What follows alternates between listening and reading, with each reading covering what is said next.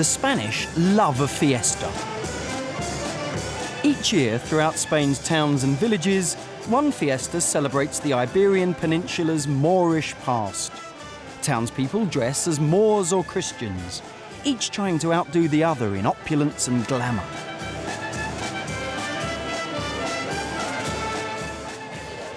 Whether the battles represent the Moors invading Spain in the 8th century or the Moors being kicked out in the Christian reconquest is sometimes unclear, at least to those taking part.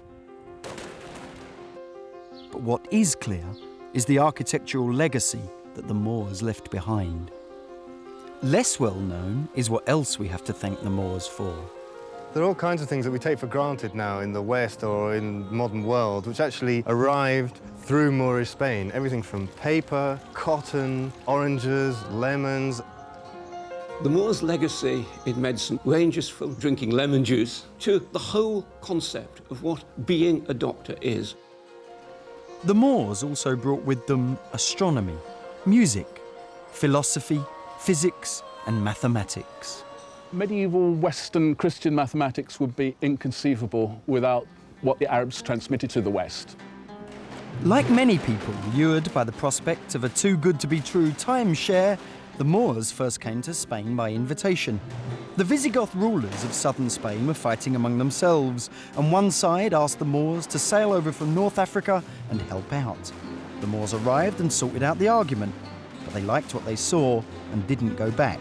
In fact, a second 18,000-strong army soon came over and took Seville. And so it started. The Moors, who had embraced the new religion of Islam, began to put their stamp on Spain. Where there had been a Christian cathedral, they built a Muslim mosque.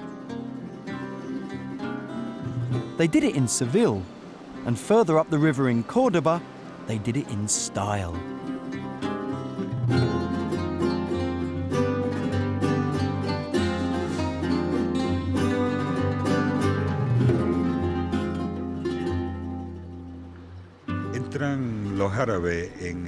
The Arabs arrived at the beginning of the 8th century. Like all those who entered the city of Seville, the Arabs arrived in the city by coming up the river Guadalquivir. They came because it was the initial route followed by the expansion of Islam. Islam extended over much of the area that the Roman Empire had done. There is little left of Moorish Seville, most of it obliterated by the twin demands of modern commerce and Christianity.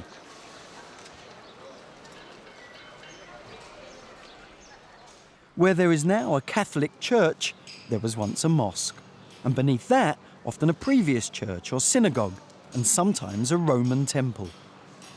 The Moors built something which was completely their own, but incorporated all this stuff that they found around them. So you've got a kind of syncretic effect here, where people are building on top of things and they're borrowing stuff from what they find there, and each generation is producing something new. The main Moorish relic is the Giralda, once the minaret of the mosque. Even then, only the lower part is original from the late 12th century and has been transformed into the cathedral bell tower. The Giralda is typical of Seville and the history of Andalusia. The Roman feet cannot be separated from the Arab body and the Christian head. If the feet are separated from somebody's body, he cannot walk. If the body is taken away, he cannot live. And if the head is removed, he dies. The site of the ancient mosque is occupied by a cathedral conceived in the 15th century. The church authorities wanted a building on so magnificent a scale that posterity will believe we were mad. It's another Christian monument that tells us as much as anything about Moorish Seville. The Alcázar is still a royal palace. General Franco was a frequent resident. What you see today is mainly from the Christian era, although the complex was first built by Moorish kings when Seville was briefly the capital of Andalusia. The Arab influence lasted in Seville long after the Arab rulers had gone. They left behind a tradition that appealed to the new Christian conquerors, and they especially left craftsmen who could continue that tradition. This work, carried out by Muslim artists under Christian direction, is called mudéjar. Cuando se va conquistando las tierras que estaban. When the land was recaptured, it was in the hands of the Muslims who served the Christian kings. These Christian kings were surprised by the architecture that the Muslims had created. The mudéjar masterpiece in the Alcázar is the facade of Dom Pedro's palace, the archetype of a Moorish monument built for a Christian king. Christian motifs and coats of arms mixed with texts from the Quran. The king had imported craftsmen from Granada and Toledo, reflecting the new ruler's fascination with his Islamic inheritance.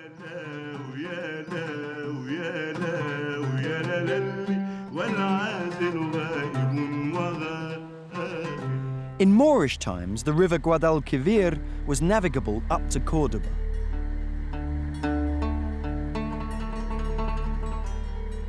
And it wasn't long after the Moors took control that the centre of political power shifted upriver. Córdoba is now an unassuming Spanish provincial capital, but for a few decades it became the second city of Europe. And the glory of Córdoba was, and still is, its mosque, the Mezquita. The mosque is one of the most amazing buildings in Moorish Spain. Architecturally, it's like a statement of what Moorish Spain was all about, because you've got building materials taken from Roman temples, from Visigothic churches. So they take all these bits and bobs and create something entirely new. This model in the local museum shows the Mezquita at its completion in the 11th century. Then it had a seemingly endless parade of doorways open to the gardens outside and unobstructed views through the forest of internal columns.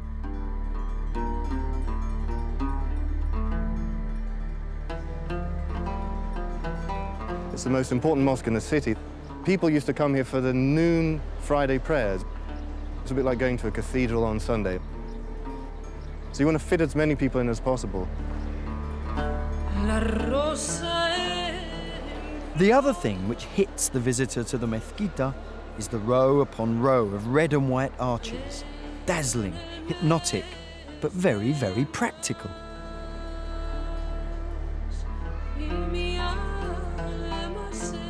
What you see in the mosque are the famous double arches. So you've got one arch and then another arch on top. This is in order to get a higher ceiling, because they were using old columns taken from the churches and temples that they found here, but they needed a higher ceiling than they could actually get with those columns. And that frees up space on the ground for all the worshippers. The Mezquita, like most great buildings, wasn't the total product of one sudden flash of inspiration. It was extended and enlarged through generation after generation. Throughout this process, one sparkling jewel shines through, the mihrab. The mihrab is the focus of worship in a mosque. Here, framed by recycled Visigothic columns, the mihrab is, at its simplest, a niche in the wall indicating the direction of Mecca. The rulers of Islamic Spain around the 10th century had a very strong sense of connection with Syria, their original homeland, where the conquerors of Spain came from in the 8th century. And they sought to evoke that family heritage by decorating the mihrab with glass mosaics, which evoked the glass mosaic decoration in places like the Damascus Mosque in Syria and the Dome of the Rock in Jerusalem. There are also inscriptions in gold, which evokes Quran pages, making the Quran a very special object.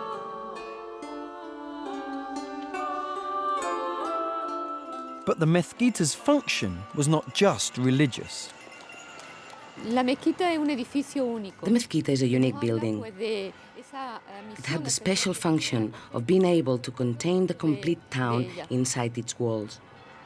It was a building in which people not only came to pray, but also met to discuss political and economic matters. It was the place that received the message telling the troops to go off to war and telling them that the war was over. With all that coming and going, the Moorish designers paid special attention to the entry points to the mosque. The oldest one of those is called the doorway of the viziers. And what this did was it set the model for the later doorways that were built when the extensions to the mosque were being built. And what you've got is your central doorway where you've got a horseshoe arch. And if you look at the way the stripes are done, they don't just point to the center of that circular archway, they point down to the bottom. And that creates an effect like a rising sun or a setting sun. And then around that circular horseshoe archway, you've got a square frame, that's called an alfith. Arab architects love playing around with round forms and square forms and putting them together. Then on top of this alfith, you've got blind interlocking archways. And then right on the top, you've got these kind of battlements. And some people said it's to make the mosque like a fortress of faith. Even at the peak of their power, some Arab rulers rejected the glorious entrances in favour of a modest side door. Islamic leaders often feared a violent end. So one built an arched walkway stretching across to the site of the ruler's palace, now the bishop's palace. He could then visit the mosque without bumping into would-be assassins. Put aside the glories of the mihrab or the red and white arches, an astonishing anomaly hits you full on. A Christian cathedral built inside a Moorish mosque. In one sense, it's a symbol of Christian triumphalism. In another, just the next round in a historical saga where Visigoth superseded Roman, Muslim built on Visigothic, and then Catholic replaced Islamic. Even in medieval times, this wasn't without controversy. The Emperor Charles V, who gave the go-ahead for the cathedral, was appalled by the result. He is said to have told the Catholic authorities, "You have taken something unique and replaced it with something that can be seen anywhere." But perhaps we should be grateful. La mezquita está de pie gracias a esa intervención. The mezquita is still standing due to the Christians' intervention. If they hadn't intervened, it could be in ruins or an abandoned building. The cathedral as a cathedral is an impressive piece of engineering work because it completely respects the proportions of the old mosque. The traditional orange tree patio outside is still a lure for gossip and chit-chat. But where the arches were once open, they are now bricked in, and the pleas of modern Muslims for access to pray in the ancient mosque have been denied, a far cry from the height of Muslim power. This was the political and cultural high point of Moorish power in Al-Andalus. The golden age stretched for most of the 10th century. The principal character was the Emir Abd al-Rahman III, whose victories against the Christians in the north earned him the title Al-Nasir the Victorious. Abdurrahman III was actually a redhead and had a red beard because he was only a quarter Arab. His mother was from Navarre and his grandmother was from the north of Spain. So he actually had to dye his beard and his hair black in order to look more like an Arab, you see. He was worried that people weren't going to take him seriously. He took himself seriously enough to assume the title Caliph, a matter of great significance in a competitive world. A caliph was the messenger of God, or the messenger of the Prophet Mohammed, and supposedly divinely appointed. With this came the promise of an afterlife in paradise. But for Abd al-Rahman III, this wasn't enough. He built gardens to create a paradise on earth. The abundance of the Moorish gardens is still evident everywhere in Andalusia. Every alley is shaded by vines, every patio overflows with petals and leaves, and everywhere there is water, cooling the air as the water evaporates and refreshing the spirit.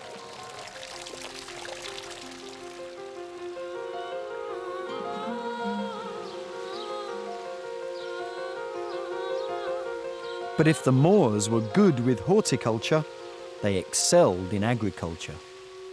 There was a kind of green revolution here during the time that the Umayyads were in control here in Córdoba. There are all kinds of things that we take for granted now in the West or in the modern world, which actually arrived through Moorish Spain. Everything from oranges, artichokes, lemons, aubergines, rice as well. We've got hard wheat, the kind of wheat that you use for pasta.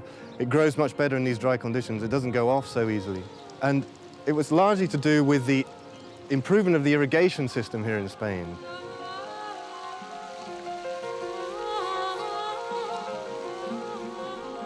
Even high in the Sierra Nevadas, they introduced agricultural irrigation on a grand scale, turning thousands of hectares of unproductive scrub into fertile farmland. Some of the Moors' original irrigation channels and pools are still in use today. So suitable are they that the only nod towards modern technology has been the replacement of sand dams by metal sluice gates. In Moorish times, the river Guadalquivir was deep and fast-flowing at Córdoba. Just downstream of the Roman bridge is the reconstructed Moorish water wheel.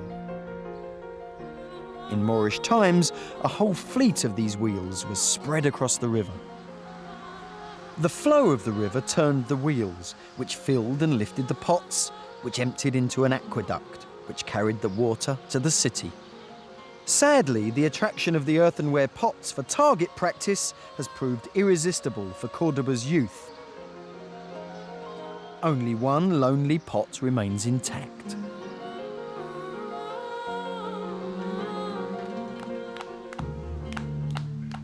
Córdoba was not just an artistic and political centre, it was also a centre for industry and manufacture, and much of this work was carried out by the Jews. The old parts of the Andalusian towns all have their Jewish quarters, where streets are frequently named after the trades that flourished there. Under the Christian Visigoths, the Jews were very much bottom of the pile when riches and privileges were being shared out.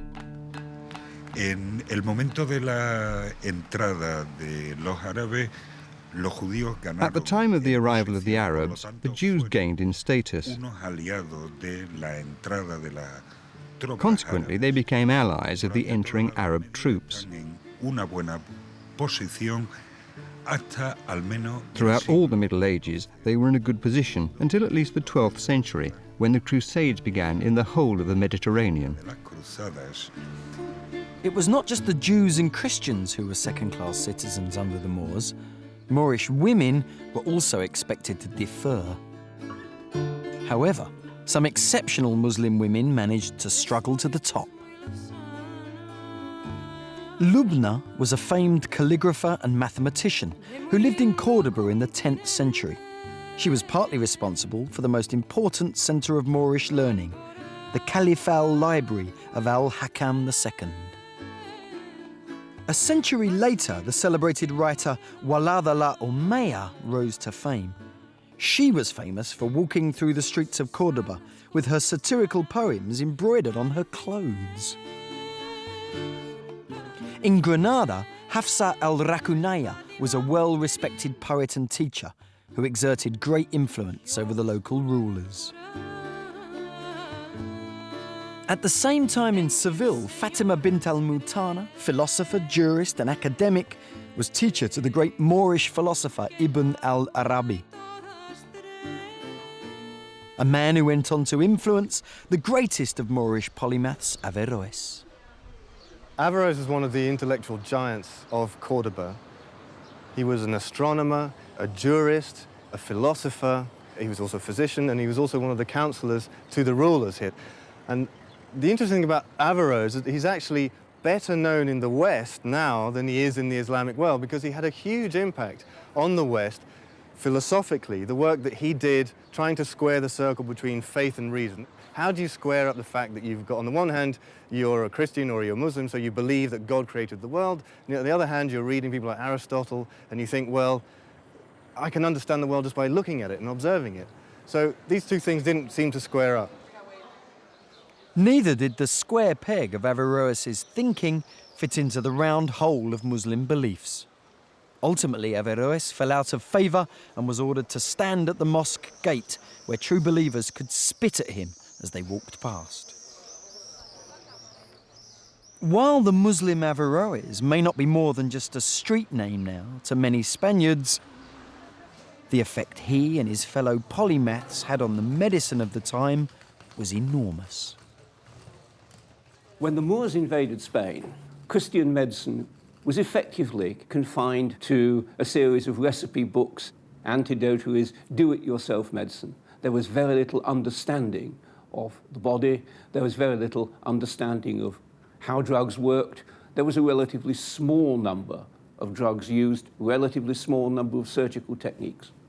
Medically, Moorish Spain was streets ahead of the rest of Europe, and a lot of their medical knowledge came from the Greeks. But it was also work that they did themselves. They picked up the ball from people like Dioscorides and Galen, who they were translating, and they looked at, say, the medicinal properties of plants. They also developed all kinds of techniques to do with surgery. In fact, if you look in some of the museums here, they've got models of the surgical instruments that the Moors used to use, and they're not a million miles away from the surgical instruments being used even now. The Moors introduced a whole variety of surgical techniques. It included, in particular, wound surgery, how to stuff your guts back and so that the patient would live. And when the Crusaders went to the Holy Land, they were amazed at the Muslim physicians because they were so good at dealing with wounds. One of these doctors was Maimonides. He was the physician to the court of the Muslim leader Saladin. Maimonides was born in Córdoba to a Jewish family and learned his medicine from the ruling Moors. He went on to become one of the Middle Ages' leading philosophers and doctors. But not all the medical books were written by Spanish Moors. An enormous volume of knowledge was imported into Spain from the rest of the world. The Moors in Spain had huge compendia, 10 times the size of what had previously been available in Western Europe. The canon of medicine of Avicenna, it would take probably a year to read it. It was so big. When the Christians reconquered Spain, they found a flourishing medical civilization, and they wanted to translate it for the benefit of those who didn't know Arabic but only knew Latin. And so in Spain were made the translations of the great books of Arabic medicine. The Moors also brought other instruments, musical ones. The influence that the Moors had on Spanish music can be dated back to the invention of musical notation in the 9th century by an Arab scholar, which then was imitated by the European scholars. The Moors brought several instruments into Spain, such as the rabab, bowed instrument, a little bit like the violin, as well as wooden flutes and double-reed shomes, and a lot of percussion. But the main instrument that was considered the king of instruments was the oud.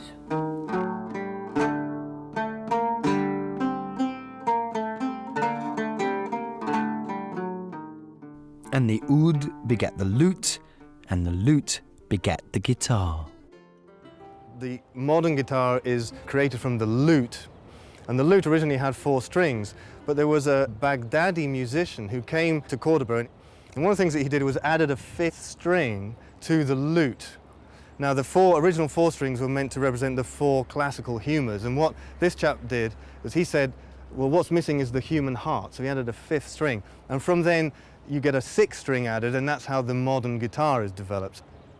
The guitar enabled the player to strum, whereas before we'd had the single line melody of the oud and the chordal soft harmony of the lute, whereas the guitar could introduce rhythm into the music.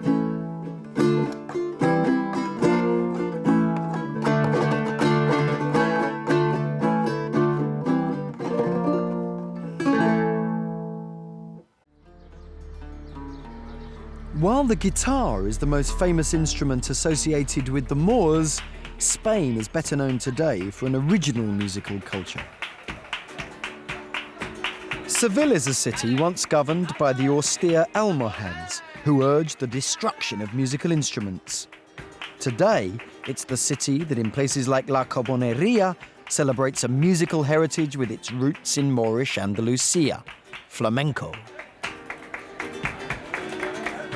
Flamenco actually in Spanish just means Flemish or a flamingo. So there are all kinds of theories that maybe the movements of a flamingo-inspired flamenco dance. There's quite a debate as to what extent the Moors influenced flamenco. Flamenco is really a hodgepodge of all kinds of musical forms. You've got Byzantine influences, you've got North African influences, you've got Jewish influences, you've got Andalusian folklore, you've obviously got the gypsy influence as well. There are certain rhythms that you find in flamenco, like a 12-beat rhythm, which is very common in certain North African musical forms. How much of flamenco comes from the Moors, again, it's very difficult to say, but something is definitely there.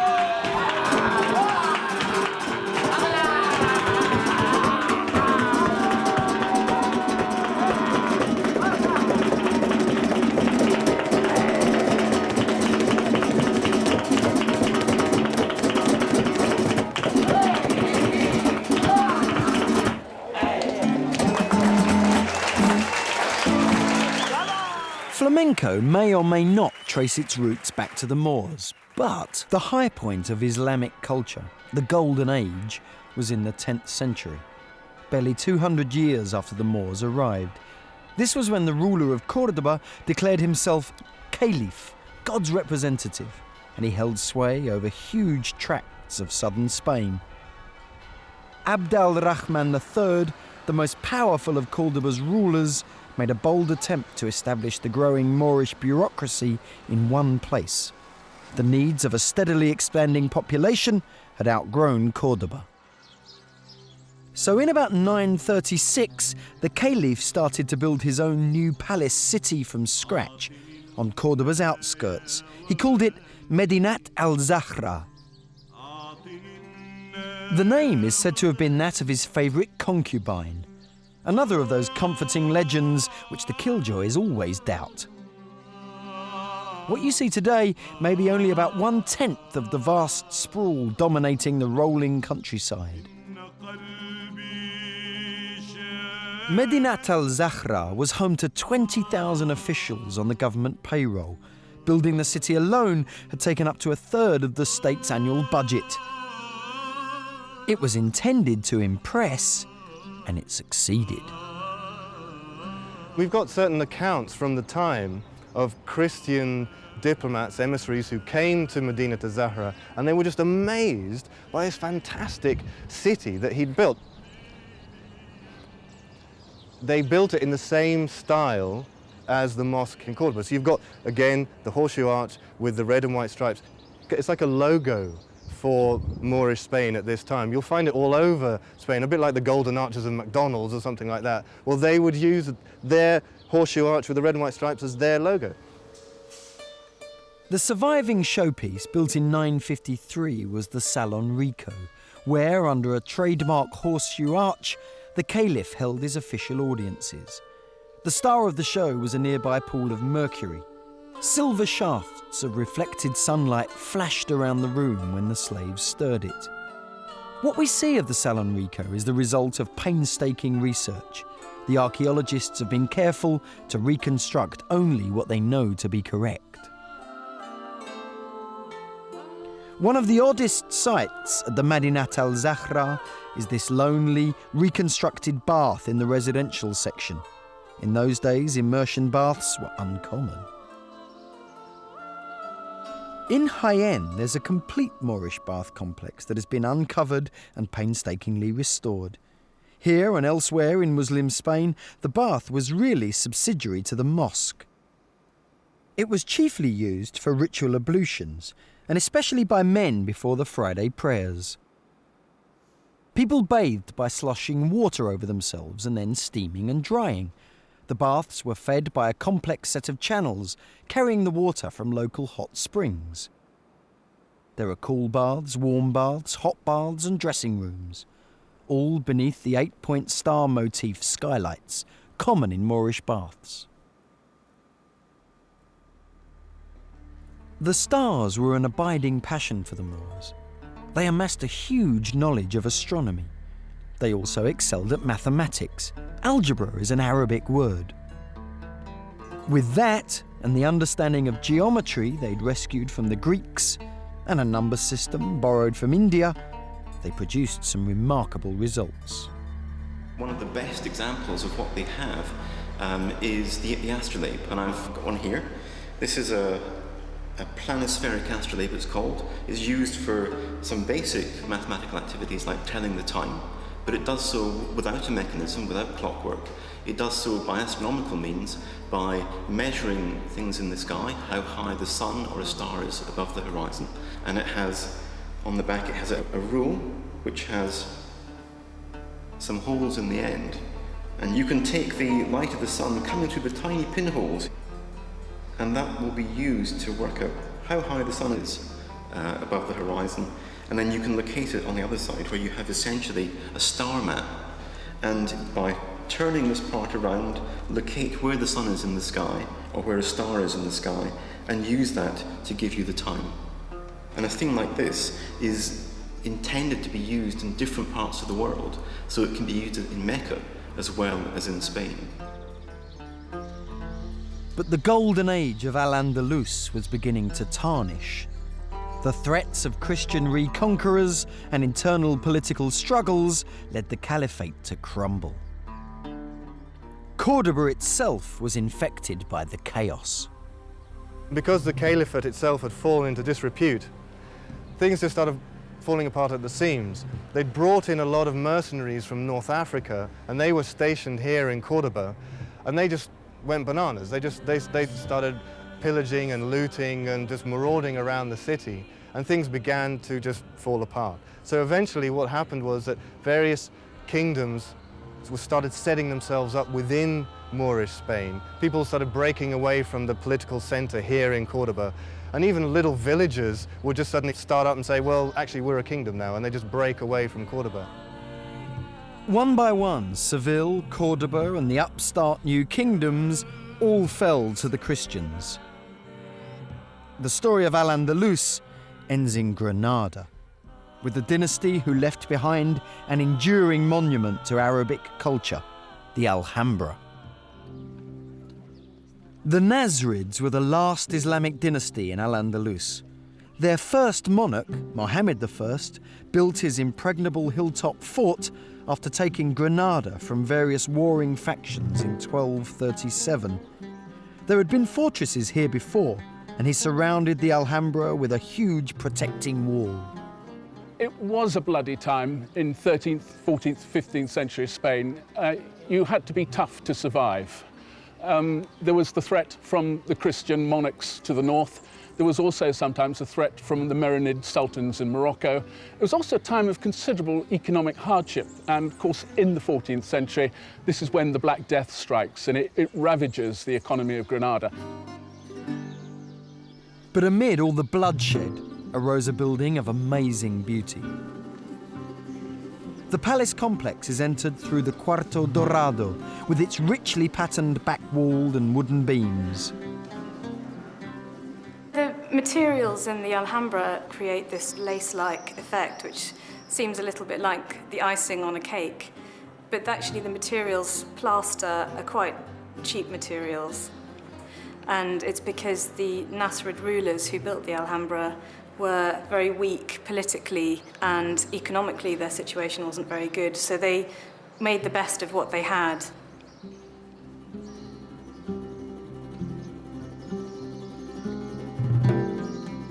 The two doors were intended to confuse.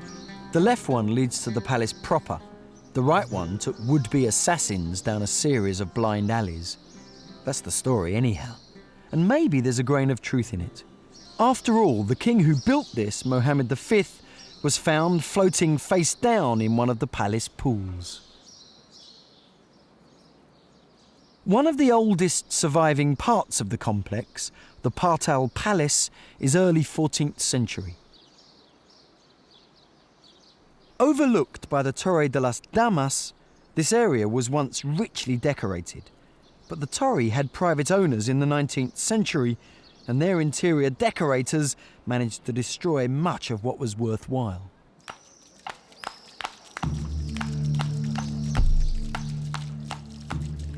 The Court of the Myrtles looks approximately as it did in the 14th century, with one important exception. Those box hedges that rise to obscure your view wouldn't have been like that at the time. They would have had the myrtles there, but it would have been a sunken beds of myrtles.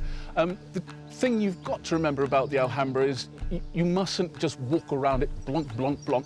What you've got to do is sit down. The architects actually designed all the windows very low. They designed the views to be seen from a position of sitting on the floor.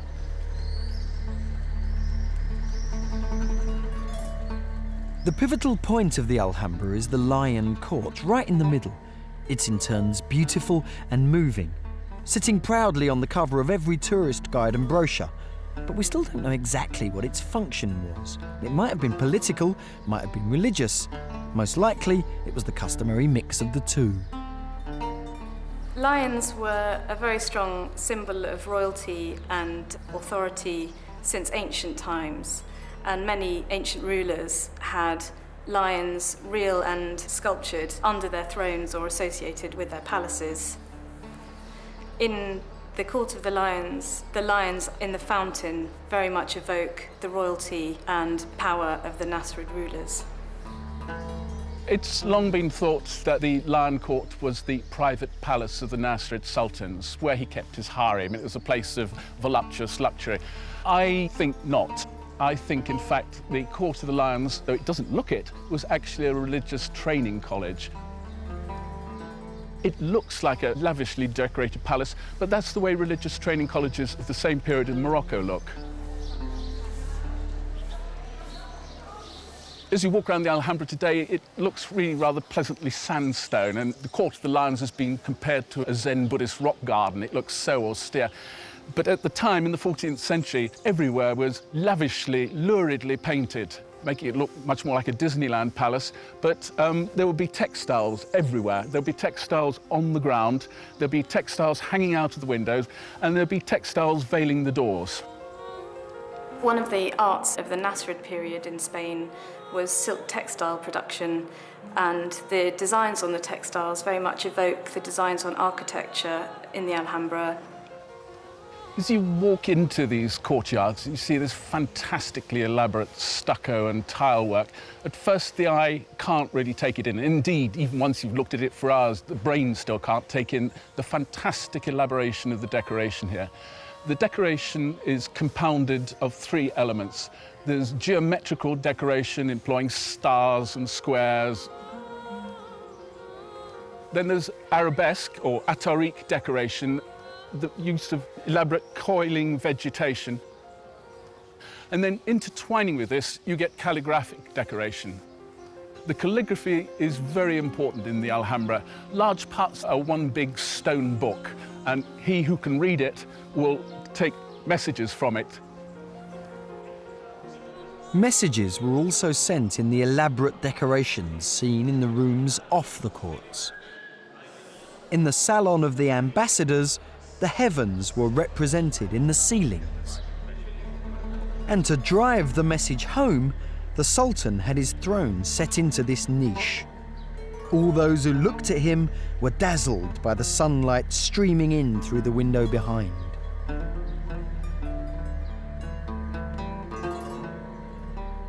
It was a fairly hedonistic kind of place, and you sort of get the feeling that they knew that they were at an end of an era.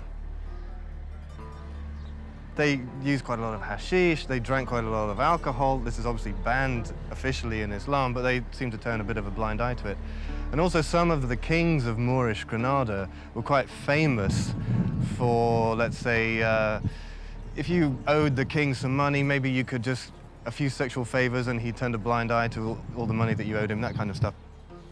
So they were indulging in all kinds of vices, and it was really a sort of a Las Vegas of Europe at the time. it wasn't just the rulers who became a little lax in observing Islamic law. The rulers' wives were not all pillars of probity. The trunk of this old yew tree, which grew in the Sultana's patio in the Alhambra, is preserved because legend has it that at night the Sultana, who was safely upstairs behind locked doors, would encourage young men to climb the yew and enter her apartments from the overhanging boughs. Before dawn, the young men would descend by the same route. But all good things must come to an end. In 1492, the Christian armies of Ferdinand and Isabella took Granada. In the end, I suppose the Reconquista was able to draw on much larger resources. It wasn't just Christian Spaniards fighting against the Moors, it was also French and English volunteers flooded to join the Reconquista. And slowly, Christian military technology, gunpowder technology, overtakes that of the Muslims. One of the gates of the Alhambra, the Puerta de la Justicia, bears a graphic illustration of an old belief that turns out to have been untrue. The saying was that when the hand of Fatima grasps the key, the Alhambra will fall. But although the reconquerors placed a Christian icon between Fatima's hand and the key, it's still beyond her grasp. The reconquering Christians were fond of stamping their victory over the signs of Islam.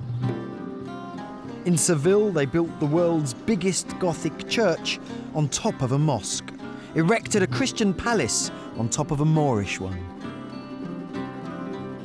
In Córdoba, they built a cathedral inside the mosque, erected a Christian palace on top of the Moorish Alcázar.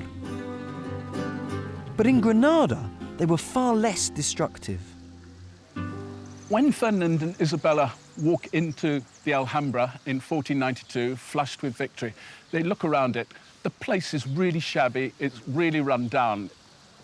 But unexpectedly, for such militant Catholic monarchs, were really very Moorish in their tastes for gardens, inner living costumes.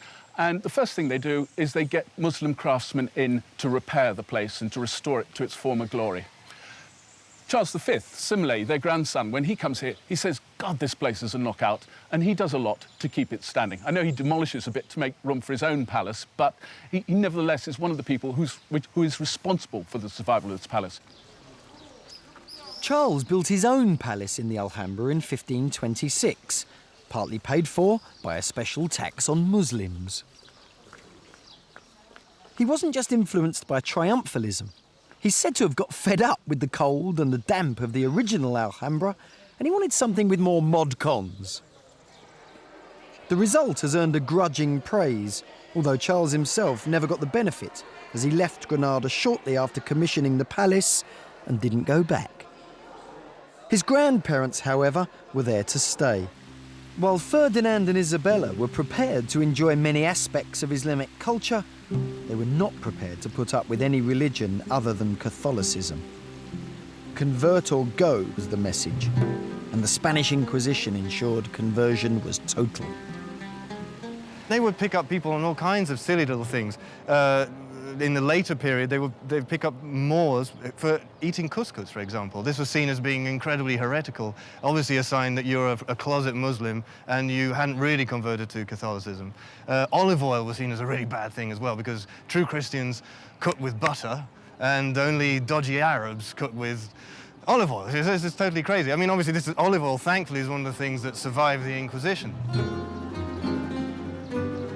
Having supervised the last stages of the reconquest of Spain, Ferdinand and Isabella then set their minds to foreign conquest. They bankrolled a young man called Cristobal Colón. We know him better as Christopher Columbus. The riches that Columbus brought back from the New World were all channeled through Seville. Once again, the Moorish heritage came in useful. The Moors had built a tower on each side of the river, between which barriers could be lowered to block the river and protect the city. Ferdinand and Isabella adapted one of these towers to become the receiving house and strong room for all the gold coming from the Americas, hence its name, the Torre del Oro.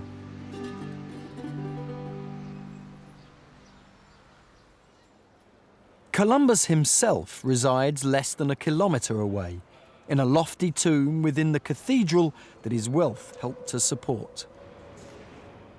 However, the wealth of Spain was not to last.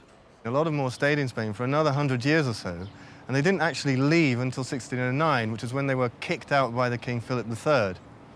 And ironically, what happened was that the Spanish economy nosedived as a result, because the Moors, or the Moriscos, they had a huge amount of technical know-how, particularly agricultural. And they were the ones who controlled all the irrigation systems. They were the ones who knew how the crops that the Moors had introduced, how to plant them and how to cultivate them and all this kind of stuff. And there used to be a saying, actually, whoever has Moors working for them, they're worth their weight in gold.